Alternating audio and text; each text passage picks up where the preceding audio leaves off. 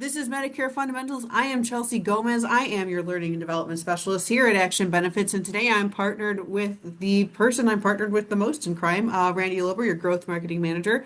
Randy, give the people what they want. No crime, actually, today. We've committed no crimes, but we are here to help you all with Medicare fundamentals. This is one of my favorite sessions. As Chelsea said, it is a dense one, right? There's a lot to talk about here today because Medicare is such a huge honking program that we have like three different sessions on this. My favorite part about this session, though, is that we start from the basics, right? So we're pretending for the large part that you've never seen the word Medicare before and kind of walk you through it, how it all works. I guarantee as I look at the attendance list, there's going to be a few of you who come back to us after the session and say, "Oh, I haven't thought about that in a while." And that's what this session is all about. Or for those of you who are newer in the industry, newer to the Medicare market, you're going to get a pretty good crash course in everything that the original Medicare and everything else has to offer here. So, without any further ado, Chelsea, take it away, and I'll be happy to provide the color throughout. Just if you have any questions, please feel free to use the Q&A or the chat to ask them, and we'll get to them as soon as we possibly can. We are not ignoring you. We are just trying our best to get through as much as we possibly can because this session goes crazy. Okay, so what we're going to try to cover today is defining the original parts of Medicare, identifying ways to supplement what original Medicare covers, and pathways for clients to enroll in Medicare. So, defining Medicare, we're going to start at the very, very, very beginning. For those of you who might be brand new, I'm going to go over kind of why it's so complex. So back, if you don't know, I used to be a history teacher, so I can't help it. I got to throw some history at you. So back on July 30th, 1965, President Lyndon B. Johnson signed the Medicare and Medicaid Law Act into law, which established Part A, which will cover inpatient services like hospital stays and skilled nursing facilities, and then Part B to cover outpatient services like doctor visits, specialist visits, and preventative care. Medicare is available for those who are 65 and older, those with disabilities, and those who have end-stage renal disease. So it's not necessarily just for seniors, but it mostly is for seniors, right? Okay. But the people couldn't get enough, right? They said, give us more. So Congress updated the legislation over the years to allow what we call supplemental policies to be provided by private carriers, so like Blue Cross, Priority Health, that kind of thing, for purchase by the consumers. So these policies will cover additional items like travel emergencies and provide financial support to cover the deductibles and the coinsurance, depending on the issue date. These plans eventually became consolidated over the Consolidated Omnibus Reconciliation Act of 1990, which some of you might recognize as its shorter name, COBRA, which went into effect in 1992. And you're thinking, but Chelsea, you didn't mention anything about drug coverage, and that's by design because that was not covered until the Medicare Modernization Act of 2003. Can't believe something in 2003 is modern now, but it is, and allowed private carriers to begin issuing Part D policies, which cover your drugs, in 2006, D for drugs. But Chelsea, it doesn't go A, B, D, it goes A, B, C, D. I know.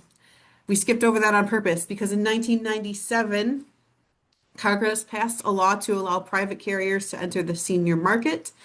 Back in those days, it was called a Medicare Choice Plan because they gave consumers a choice, right, between the public option, which would have been your Part A and your Part B, or the private option, which would have been those together called Part C and sometimes Part D too, right? Once they were wrapped together with Part D, they were called Medicare Advantage plans, which is the term that we use today for the most part.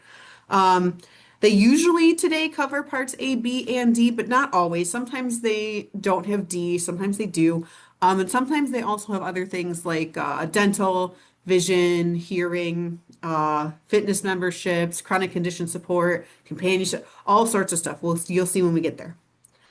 So those are the five programs that seniors could be eligible for. But the rules kind of govern how these programs work together, right? So a beneficiary will always have to have A and B. to be eligible for any other programs. And with that, they will have to pay a Part B premium each month. There is one for Part A as well, but we'll get into the details of that later. Then after you enroll in Parts A and B, a beneficiary has the option of enrolling in one or both of a Medicare sup policy and a Part D prescription drug plan. And they can, or I guess I should say, they can enroll in Part B and Part A and B and C together. But you cannot enroll in a supplement in Part C at the same time. That is illegal because they overlap each other too much. So after all that, you might understand, all right, webinar, 8 minutes, got it. No, just joking. But you might understand now why seniors need our help navigating all this stuff, right? There's a lot of different layers. There's a lot of different A plus B equals C, but can't equal supplement. But also, like, you could throw a Part D in there. They need help, right? This is not something that we think about on the regular unless you are a health insurance agent like us. And I forget that literally every day, that this stuff is complicated and it is not what the average Joe sits around thinking about all day, even though it is what we sit around thinking about all day, right? So it's our job to make this as simple as possible for those out there who have never thought about this in their entire life. So let's start at the very, very beginning with original Medicare premiums, coverage, and penalties for Parts A and B. And we'll start with Part A. So you'll see there's kind of like a pyramid of knowledge here on your screen, kind of in the middle, slightly to the right. That is kind of like our foundational business to build how we work our Medicare things. And you'll see Part A is at the bottom left corner there. And the reason being is because, as you'll learn, that you must have Parts A and B in order to enroll in anything else that is like the private programs. So Part A is where we will start. You usually don't have to pay a premium for Part A, so that's like that monthly payment, right? Normally you don't have to pay that, and if you or your spouse paid Medicare taxes while they were working. This is why you'll sometimes hear Part A called premium-free Part A because most people don't have to pay the premium. I believe it's only like 1% of people have to end up paying the premium for Part A. And usually it's because they immigrated to the country and did not contribute in their, I don't want to say older years, but like older in comparison where they were not able to contribute that much into their taxes to get that premium free. If you aren't eligible for Premium Part A, you can buy it. So it's not like those of us who, like I said, those who immigrated to the country are unable to have it. They just have to purchase it. And you have to enroll in Part B if that's what you're choosing to buy Part A.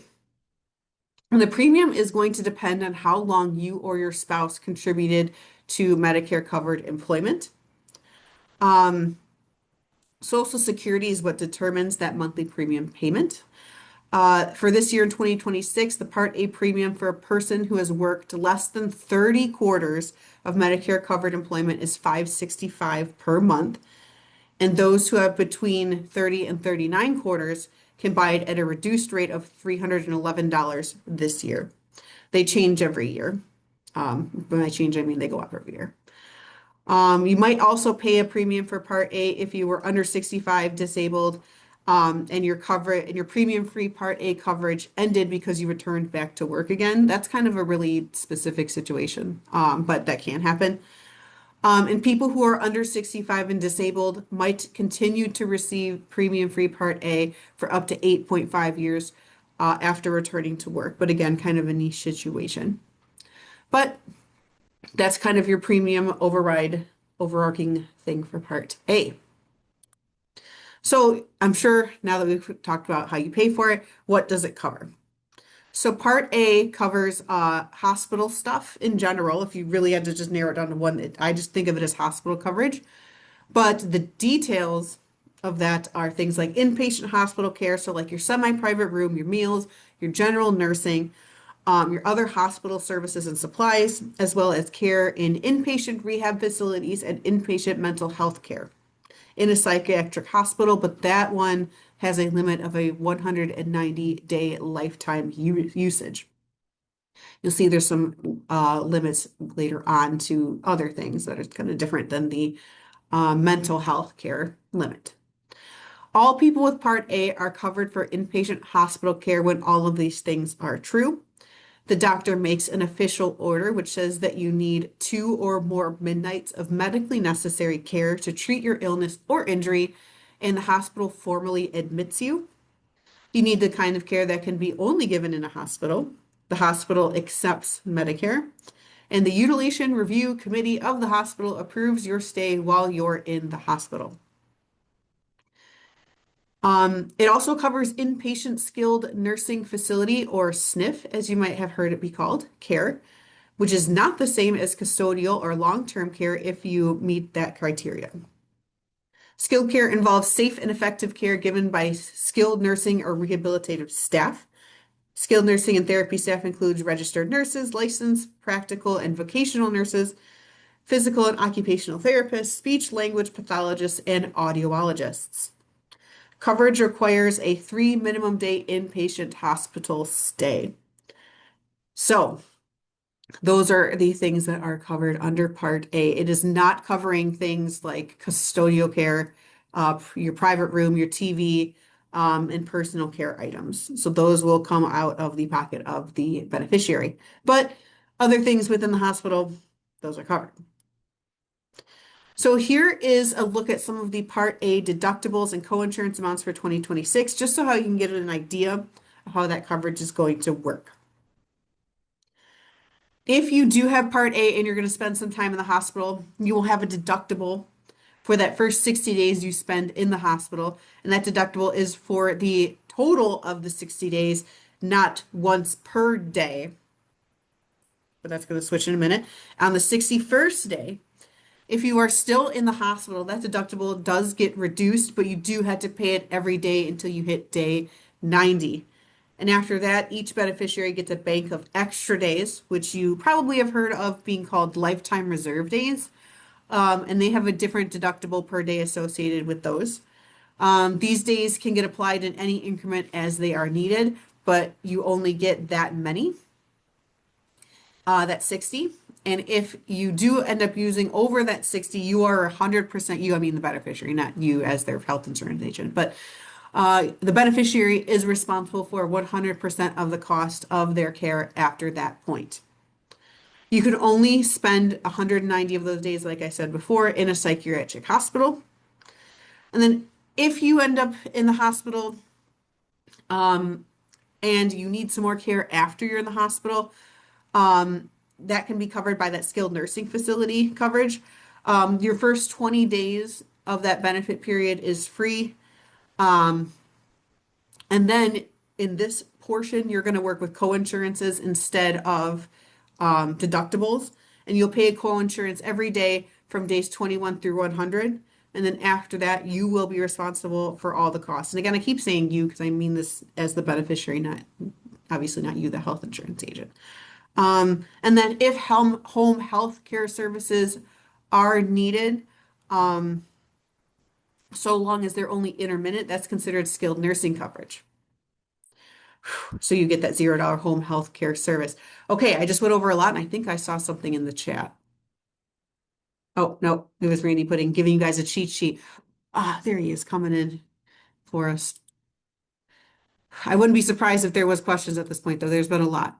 Okay. Oh, see, so the benefit period days can renew, but not the reserve days, correct? Yes, you do not get extra reserve days. You just get that 60. Once you run out of those 60 lifetime reserve days, that's it. Like you don't get any extra. The SNF 20 days can review, you mean renew.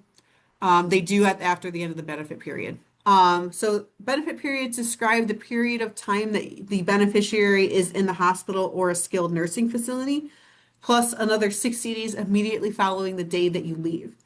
It's important to understand benefit periods because when they turn on and off is how it's going to determine what the beneficiary is responsible for paying, depending, and then it depends on how long they stay in the hospital, right? It feels like Cinderella a little bit, like, oh, at the stroke of this, you're going to turn into a pumpkin, but it's more like at the stroke of this, you're going to owe a lot of money. So it's a good idea to know when these turn on and off, right? I think I saw someone in the chat. No, you're good. I just wanted to make sure that I was covering all questions that were had. I didn't want to accidentally ignore anyone.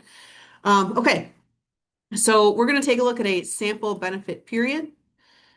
So let's say you spend 5 days in the hospital, and you would be responsible for the deductible during that time. And then you leave the hospital and you're sent to a skilled nursing facility for 20 days of rehab. And lucky for you, that didn't cost you anything because there is no cost sharing associated with that first 20 days. And then you go home, thank gosh, because you just who wants to be in a skilled nursing facility or hospital? And as long as you don't wind up in the hospital again, then you're out of your benefit period. And you would no longer be in that benefit period. So because of that, if something else happened, you would restart a new benefit period. You'd be responsible for that deductible again. And but the opposite end of that is you would get new restart of rehab days, sniff days, all that stuff. But other way around is if you did get sent back to the hospital again within that 60 days, you're still within that benefit period. So you wouldn't be responsible for that deductible again.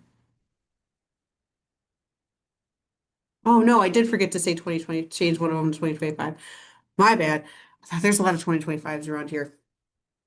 All of this is 2026 information. I did go through it yesterday. So if I did, so if I did not hit 2020, so if it did stick to 2026 instead of 2025, just know the information is correct. I just did not, I missed the 2025. I thought I got them all. So call me out if I didn't. Okay. So Medicare Part A late enrollment penalty. So if you aren't eligible for premium-free Part A, which, like I said, 99% of the population is, and you don't buy it when you first are eligible, your monthly premium will go up 10%. You'll have to pay the higher premium for twice the number of years you could have had Part A, but didn't sign up. And then again, most of us qualify for Part A anyway. So this probably won't be a thing for most people, but if it is, that is how it is the penalty is determined. As an agent, you are probably going to be asked from time to time by your clients, well, should I even sign up for Part A? Like, how do I know if I should even like do that? Like that sounds like, I don't know, what if I have to pay for it? I don't want to pay for it. So here's the things that you could put in front of your clients to sway them in one direction or another. 99% of people don't have to pay for it anyway. And if a premium is but if a premium is required, a late enrollment penalty might apply. So keep that in mind. If a member is covered by a group health plan with fewer than 20 employees, Medicare secondary payer rules determine that Medicare is primary. So it's a good idea to have that client ask. I guess they don't have to ask. They probably can figure out whether or not there's 20 people working there or not, but have them figure out or talk to their HR department to see if that's a good idea. Medicare is secondary paying in, or I said that Medicare does pay secondary. And then if a member is covered by individual marketplace plan, eligibility, there we go, for Medicare does remove their eligibility for subsidies and advanced premium tax credits. So if there's someone who does enjoy getting that support from the federal government, then they will no longer have that available to them once they are eligible for Medicare. So they probably will want to hop onto Part A at that point. Once you are signed up for Medicare, you are no longer able to contribute to your HSA. That money still does belong to the person. That it's not, it doesn't go away in any stretch of the imagination, but you are no longer able to contribute. We have a whole webinar on just consumer-driven health accounts, so check that out for more information. But that is a thing as well. No, Danny, please, no, no, no, no, no, no, no. No, I don't mean it like that. I know me. And if you've been in my webinars before, you know I'm a yapper. So if you get me started on one thing, I will tell you everything I know about that thing. So it's about keeping me in line. Keep telling me stuff to say and making sure I have everything cleared out for those of us who might be new to the show here. But anyway, okay. So we're going to follow our friend Blanche for our knowledge checks. Another word or two about the HSA issue that Chelsea and Danny had discussed while you are all thinking about this question. That those HSA contributions are really important to monitor after your person turns 65. So if they enroll in Part A after they're 65, there's a 6 month look back um, uh, on Part A. And any contributions made during that 6 month period, if they enroll after 65, could be subject to an excise tax, which is not someone place they'd like to be. So if they're not enrolling right at 65, they're continuing to roll to work past 65, and their employer plan allows them not to enroll in Part A right away. Make sure that they are stopping those contributions when they do turn 65, so they don't get hit with that tax later on. Boo, taxes, right? So, as I look through the chat, yes, most of us got this one correct. The answer is A. She will be eligible for premium-free hospital coverage. That's the most well, the reasons to sign up for Part A. Part B, we haven't talked about it yet, but premium-free doctor visits. Part B is covers doctor stuff. We're about to get into that momentarily. And vision and dental is sometimes covered with Medicare Advantage, but is not in Part A or Part B. So don't, if you're going to talk just straight vanilla Medicare, I would not mention dental and vision benefits because they ain't there. So Part B premiums for 2026, we are onto the right side of our pyramid now because this is the other section of our show that you must enroll in if you'd like to get the advantages of Part D and Part B. So for beneficiaries, they can purchase Part B even if they are not eligible for free Part A. But with Part B, there is going to be a premium no matter what your tax payment situation is going to be. So don't get hung up on that for them. They're just going to pay the premium regardless. The premium can, and I will say does, change every year. There has not been a year I've worked in health insurance. It has not changed. For 2026, the premium is 202.90. And there is a reduced premium for those with immunosuppressive only coverage. That's kind of new. It was brought in, I think, my second year working in health insurance. So that is an option if they're looking for just the immunosuppressive coverage. And that premium is $121.66, 6T, sorry, not 66, 6T cents in 2026.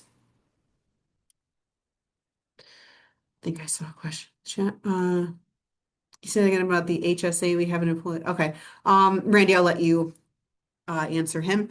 Medicare Part B covers medically necessary outpatient services and supplies, including things like doctor services, services that are medically necessary, outpatient medical and surgical services and supplies for approved procedures like x-rays and stitches, clinical laboratory services, so things like blood tests, urinalysis, screening tests, DME, so durable medical equipment like walkers, wheelchairs, that kind of thing.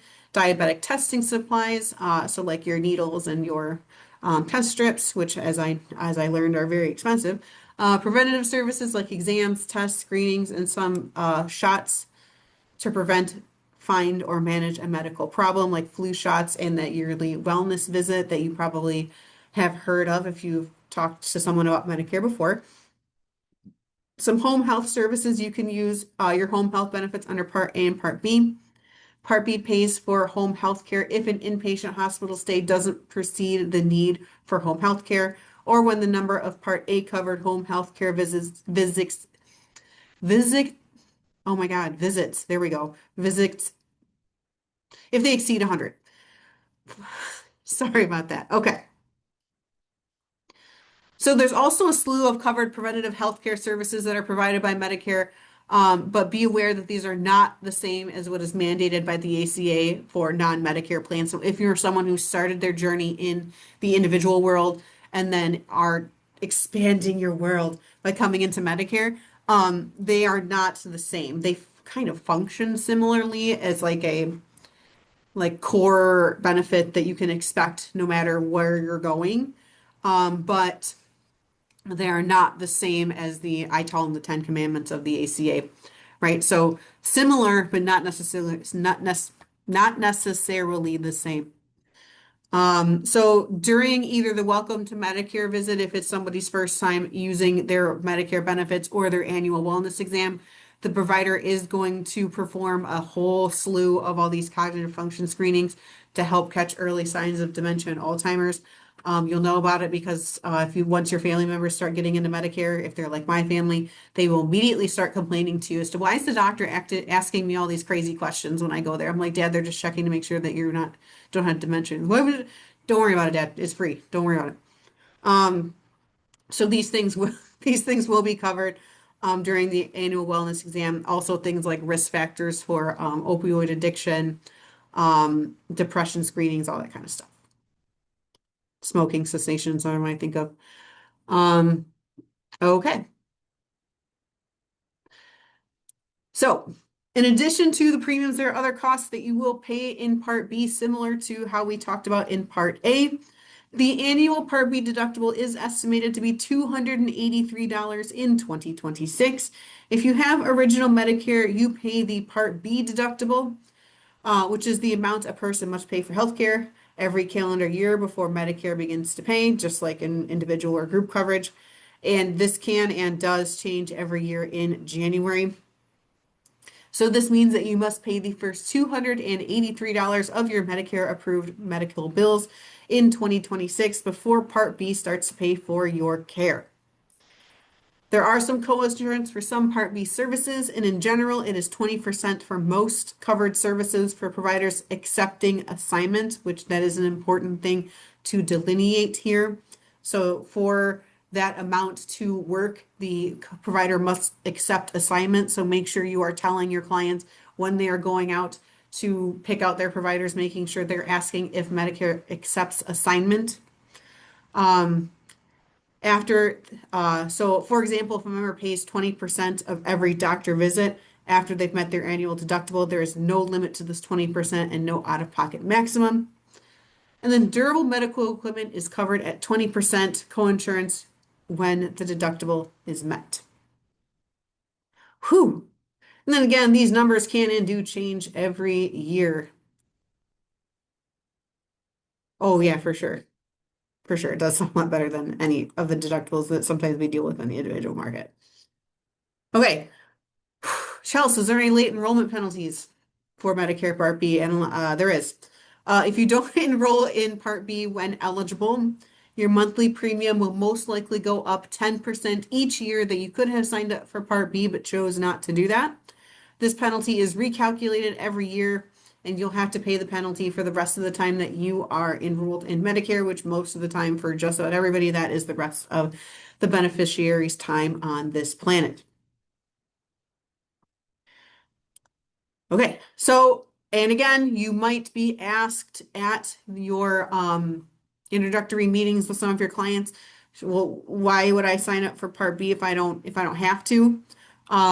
Well, here's why, and this is one might be a little more nuanced than Part A. If you already get Social Security in the first place, you're going to be enrolled in Part A and Part B without an additional application, so they don't get a choice there. Part B premiums are usually deducted monthly from Social Security, railroad retirement, or federal retirement payments. And that amount depends on your income and when you enroll in Part B. So if you delay enrollment, you may have to pay a lifetime penalty, which is added to your monthly Part B premium. So people who don't get a retirement payment or whose payment isn't enough to cover the premium, they're going to get a bill from Medicare for those Part B premiums. And that bill can be paid by credit card, check, or money order. If they're not interested in paying that bill, that might be a reason not to enroll. If you have employer or union coverage, then they might not be interested in Part B enrollment right away. This can also include like TRICARE, active military service if you're still enrolled in the military at that point. But if that is the case, it's always a really good advice to the client to have them contact that representative or that benefits administrator or whatever to ensure that Medicare signing up for Part B isn't necessary for those union requirements, right? Because they're all going to be different. So it's always, and that's probably a good rule of thumb across the board, right? To talk to benefits administrators if the person is going to choose to keep a group health plan instead of enrolling in these, or if they're going to go with that union, just make sure that those union plans or that group health plan knows how to interact. You don't want to mess later, right? Always good to communicate. All right, now let's check number two. Back to our friend Blanche, who's turning 65 in 2 months still. Her family has a history of colorectal cancer, and she's worried about how she will pay for her preventative screenings. What might you say to reassure her? Please throw your answer into the chat. I will double check the chat really quick and take a sip of water. Randy, if there's anything I'm missing or you want to say, now's the time. Just that, when thinking about that Part B LEP, right? That is a lifetime penalty, and it's better to be on the right side of that than not be on the right side of that.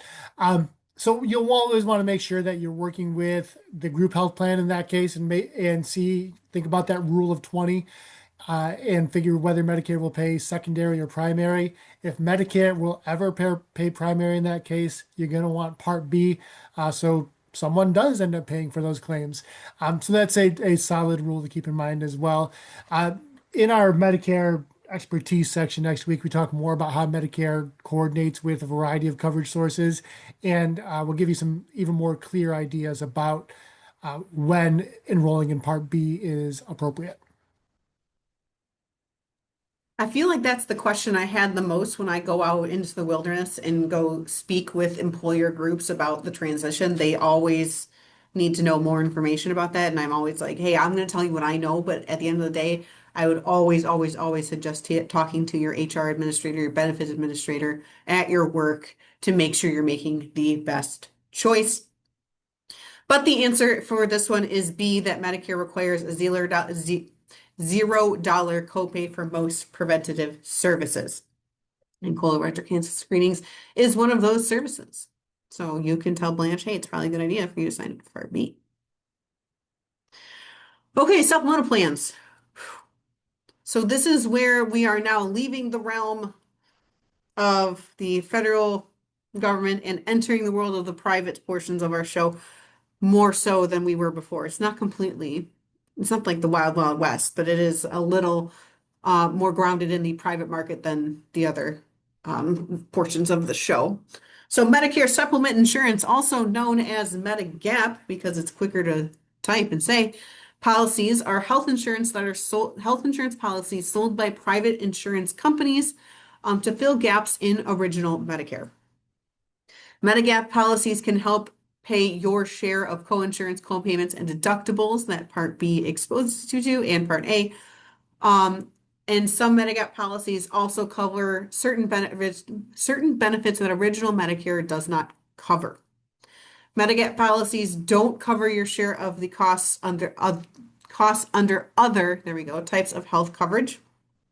So prescription drug plans, employer or union group health coverage, Medicaid, and TRICARE or VA benefits.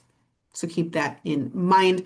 So if your person does get a SUP plan, they probably will want a PDP as well. Okay, so in all states except Massachusetts, Minnesota, and Wisconsin, Medigap policies must be one of the standardized plans that the government has created for us, which are A, B, C, D, F, G, K, L, M, or N. So they can be compared easily across the board. Each plan has a set of benefits that are the same for no matter what insurance company you're going with. So Plan A offered by Blue Cross is going to be the same as Plan A offered by Wellaby, which is going to be the same as Plan A offered by HAP, whatever. But there are some things they can add on, but they all have to have the same standard thing. And we'll see the chart momentarily. So other differences between carriers might be their pre-existing condition and waiting periods, crossover claims, Medicare administrative contracting, and guaranteed issue things. So that's how they kind of make the changes between carrier to carrier, but the exact things that these are going to cover are always going to be the same no matter what the carrier. So premiums here change on a monthly basis. They do vary by plan carrier and location. They are community rated, issue age rated, or attained age rated. And sometimes they can go through medical underwriting. Premiums are still charged to those on a Medigap plan. That can be confusing to people sometimes. You do still have to pay your Part A premium if that is something that your person needs to pay, your beneficiary, and your Part B premium as well.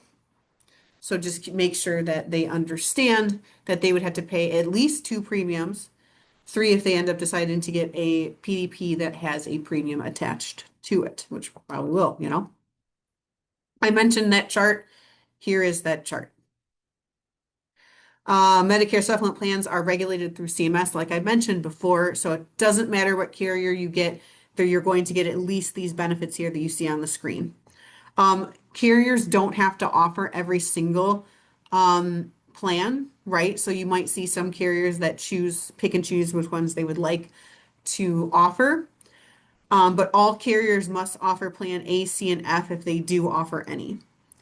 And they don't have to, this is another situation where it's not like super common, but could be something that affects you.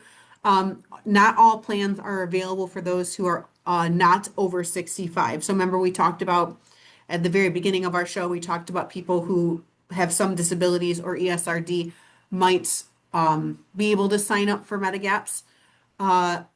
They might not be able to sign up for some of the Medicare supplement plans. The carrier is able to say that they can't sign up for certain ones, but they have to have at least one available to them. And in my experience, it's usually A if they do make those delineations, the carrier. And I'm not saying all carriers do, and I don't have it memorized which ones do and do not, but I do distinctly remember it being Plan A that they tend to offer.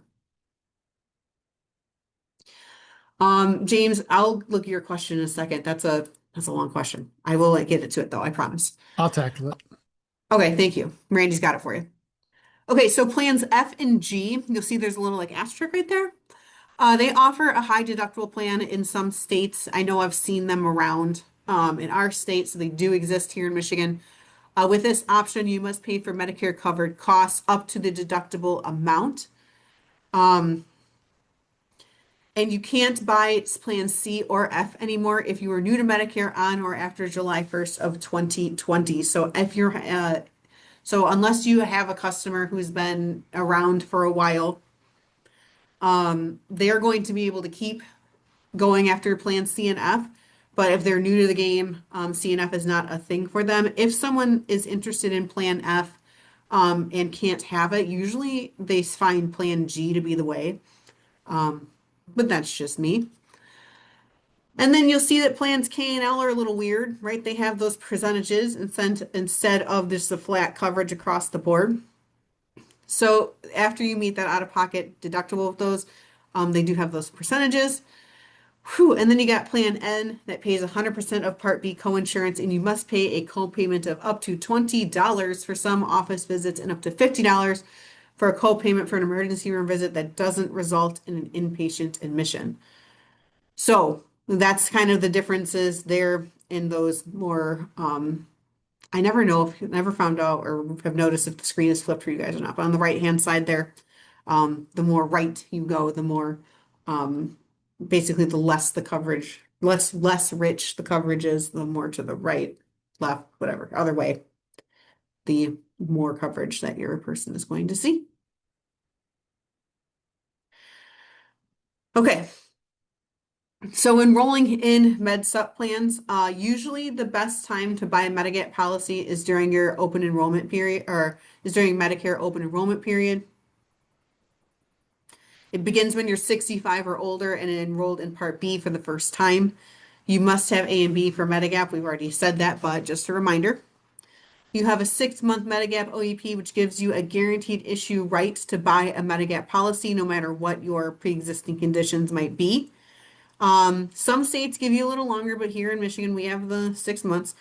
And once this period starts, it usually isn't delayed or repeated. I've seen instances, like really niche instances, but usually that's not, you don't get another chance to hop over to a MedSup plan without then experiencing medical underwriting, or also known as non-guaranteed issue plans. During your Medigap OEP, Companies are not allowed to refuse to sell you any of the plans that they offer. They have to put everything out on the table for you, and they cannot make you wait for any of your coverage to start. So there cannot be a waiting period for any pre-existing conditions if you have credible coverage. And they can't charge you more because of a past or present health problem. Uh, there's no restrictions or waiting during this period. But then once that period is over, then they can submit you to underwriting. So they will no longer guarantee the price. They can raise the price. They can choose not to cover you at all, and they can choose to put waiting periods in place for you if you are someone who has a pre-existing condition. Whew, okay. Got through stuff. So this is your third knowledge check. Back to our friend Blanche. She has made the leap and enrolled in parts A and B, and she'd like to minimize her out-of-pocket costs in the event that she is hospitalized. Which course of action would be a good fit for her? GI rights are a fun thing to figure out, right? The key thing to keep in mind is that generally speaking, a loss of group coverage will trigger that GI right. James has brought in a case to me, which I'm going to take a deeper look at once I'm done stalling for you to take a drink of water. But after I take a look at that, I'll have a more complete answer for you, James, in just a moment. But generally speaking, that loss of group coverage will trigger that GI right and allow you to enroll in a Medigap plan. Okay, cool. Randy, once you have that answer to James and you think it's something that the rest of the class would love to know because I didn't say it, let me know and I'll stop my ramblings and you can let the rest of the class know the answer to that question. But I know it can be crazy to answer all those questions in the chat because when we're flip-flops, sometimes I'm like, dang, you guys have a lot of questions and they're good ones too. So I'm glad that you guys ask these questions. Keep them coming. I want to make sure you get everything out of this you can. So don't hesitate to ask us anything at all. But now we're on to part D. D is for drugs. The coverage, premium, and penalties that you are going to be looking at with Part D. So Medicare Part D is prescription drug coverage. If you choose original Medicare and you want prescription drug coverage, you must choose and join a Medicare prescription drug plan, also known as a PDP. You usually pay a monthly premium for these, but there are some that do not have a premium. Those are dwindling, but they do exist. These plans are run by private companies, just like you heard about with MedSup, that contract with Medicare. So you cannot sign up for Medicare Part D through CMS. If your client is coming to you saying, well, CMS said that I could get Part D, uh, ask them who told them those things and then report them because that's not a thing. Medicare contracts with private insurance companies that offer prescription drug coverage plans to people with Medicare. Everyone with Medicare can get a Medicare prescription drug plan. There are penalties that do exist if the person does choose to enroll in it later, which we will get into momentarily. But you have to have Part A and Part B to enroll in these. You can choose to enroll in Part D with a Med Advantage plan or a Part C, which we'll talk about in a minute, or a Med Sup plan, which we talked about earlier. You'll pay a share of the cost of your prescriptions, including a deductible potentially if that plan has one. Lots do. There might be some co-payments and there might be some co-insurance as well. We'll get into that momentarily. But there is a couple of different ways that these drugs might be particularly planned for payment. Okay, so premiums are not automatically deducted from Social Security like they are with Part A and B. So keep that in mind. That person would have to pay themselves that premium if they do pick a PDP with a premium. Also, I should probably throw in here that not all PDPs are commissionable, which is also a thing you probably want to know if you are a person who, lives on your commission, which isn't always a thing that sways your decision or the client's decision, right? But it might sway yours as to just FYI, not all of them are going to have commission attached to them. Part D plans are optional, but like we said, there might be a penalty if you don't sign up when you are eligible to do so. And there is some IRMAA that you might be subject to. IRMAA, who is that? That is before I started working here, that was an ice cream company, which has delicious ice cream if you're from the east side. But IRMAA is actually a way for the for Social Security to get a little bit more money out of those people who make a lot of it, and we'll talk a little bit more about that in a couple of slides. But keep that on deck in your brain to remember that that is a thing we will talk about. So there are cost sharing phases that come with Medicare Part D, and they have changed a couple times, at least since I've started working in health insurance. So at least, unless you're brand new to the show, you are used to a little bit of changes in this portion of the show. So there are now three phases.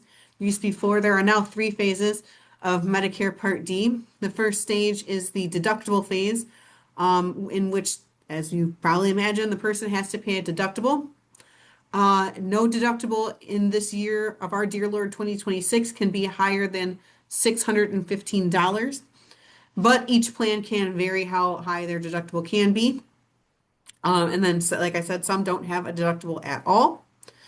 You remain in this phase until you reach the initial coverage stage, and you have to reach your out-of-pocket max of $2,100 this year. It used to be 2,000, now it is 2,100, which is, if you remember, you've done this for a while, much, much less than it used to be. And then you jump into the catastrophic coverage phase. And in this phase, you are not responsible for any of your Part D drug costs.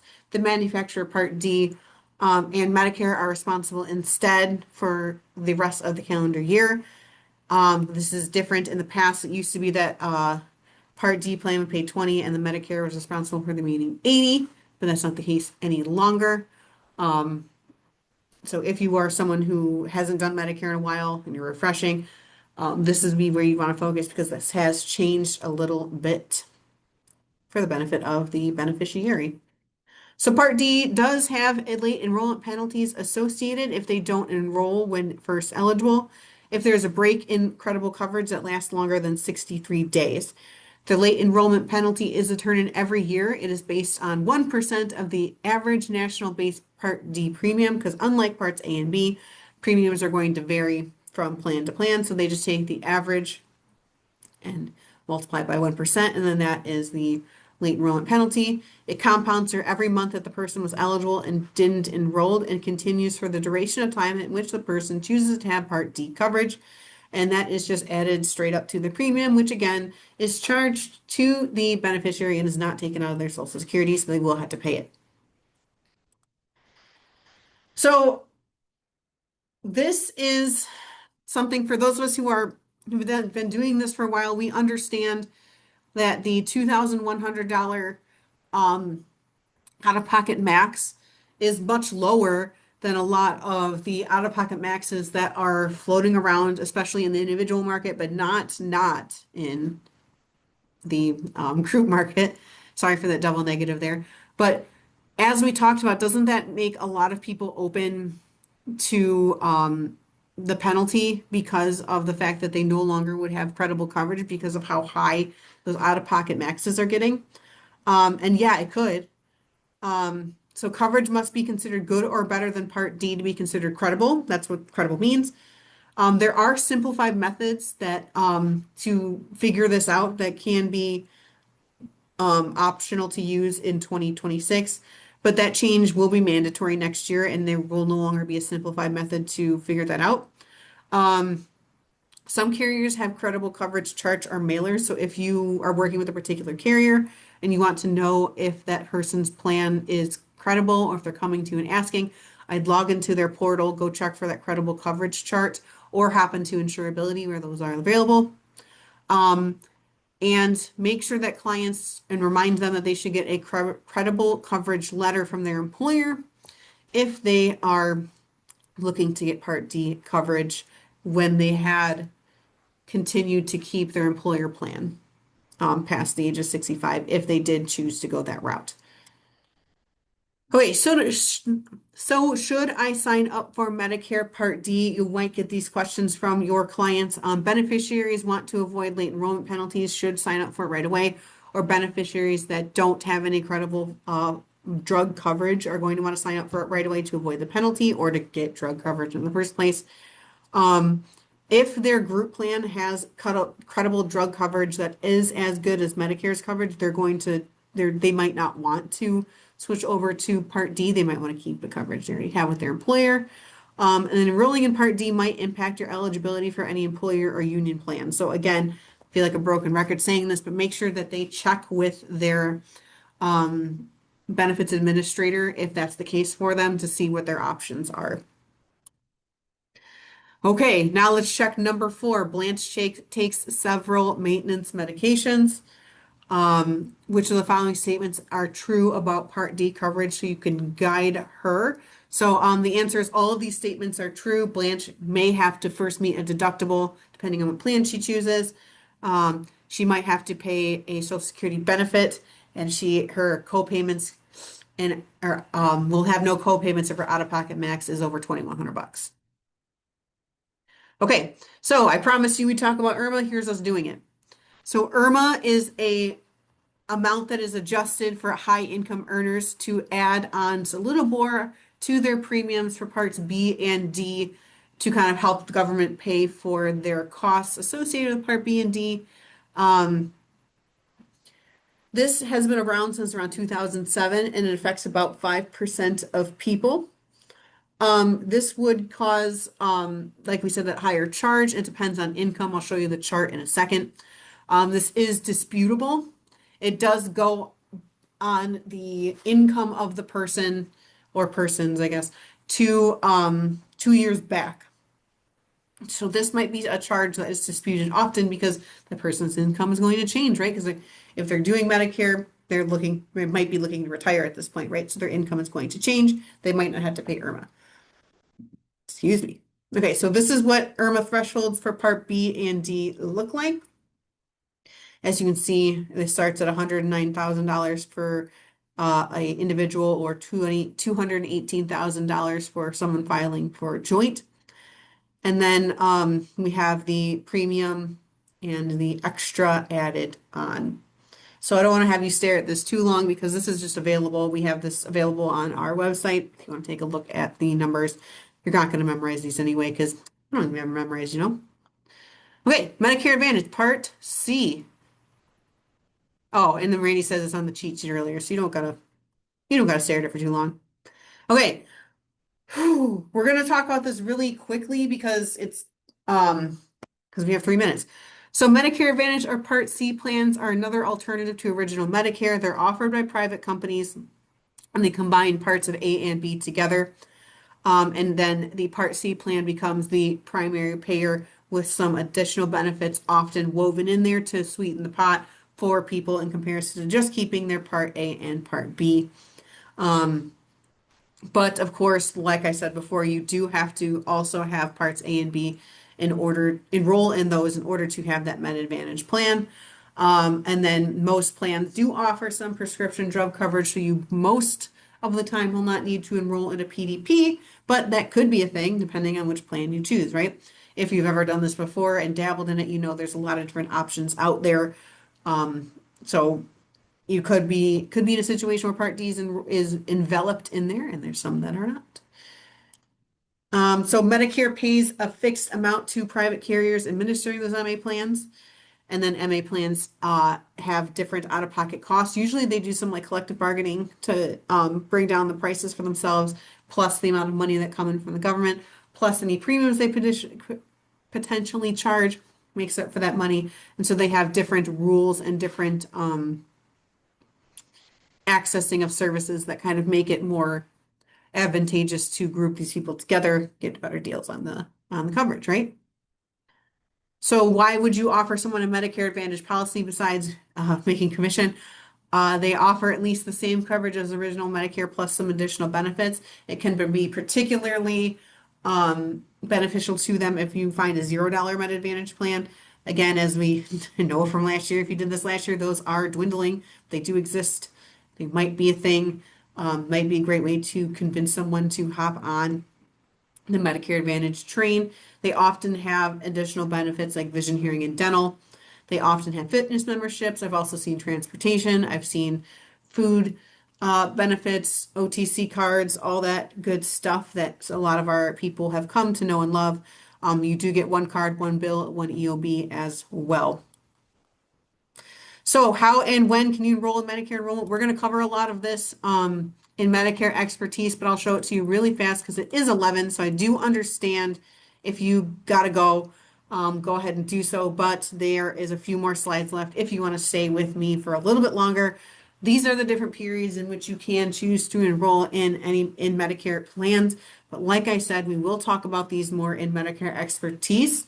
Hopefully, I see all of you again next week there. But these are the different periods. You probably have heard a lot about AEP and MAOEP if you are an agent who've done these in the past. So there is sometimes that you automatically enroll, like we said earlier, with Social Security, if you are under 65 and disabled, or if you have amyotrophic lateral sclerosis, also called Lou Gehrig's disease, also called ALS. Um, You are not automatically enrolled as you approach 65. You do have to contact your Social Security office. I would recommend telling them to contact as soon as possible. I just went through it with my parents. It took them a very, very, very, very, very, very, very long time to get back to them. So I would go right away as soon as you are able to do so and get that squared away. So we did it, folks. We got there. Despite the speed and the jam packing of the information, this is not all encompassing. Yeah. So, uh, James and I have been going back and forth. First of all, if you must go, please go. We are set. We'll record all this. We'll send it out a bit later. And thank you all for coming here first, as well. But to answer two questions that are coming here in the chat. One, James and I have been going forth about GI rights for Medicare supplement.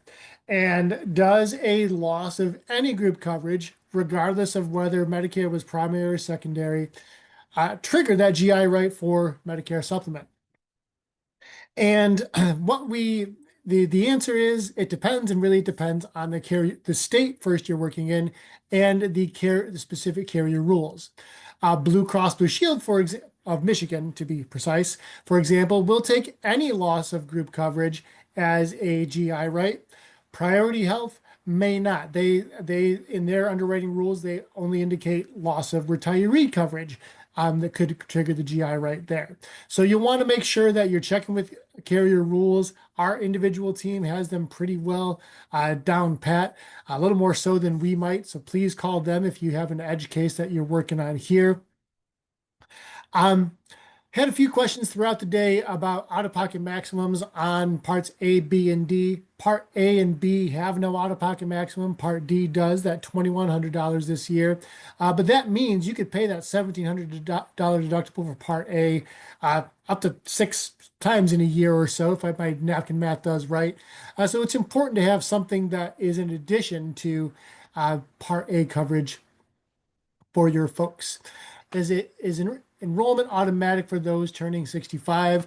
Only if they are already receiving benefits from Social Security Administration or the excuse me, Railroad Retirement Board. If neither, or disability for that matter. If none of those three things are true, they will have to take action to enroll in Part A. They'll have to visit their Social Security office or SSA.gov to start the enrollment in Part A. We also did see a question about Part A eligibility. If a couple is unmarried, you cannot count the history of the work history of the other person toward that. In most cases, and this probably goes into expertise plus situation. It really depends on how the state defines marriage and whether there's a common law marriage in place without the marriage certificate. It's a weird intersection of Social Security and Medicare and how they work together. Get out there and have a happy rest of your MAOEP if you celebrate, and see you next week.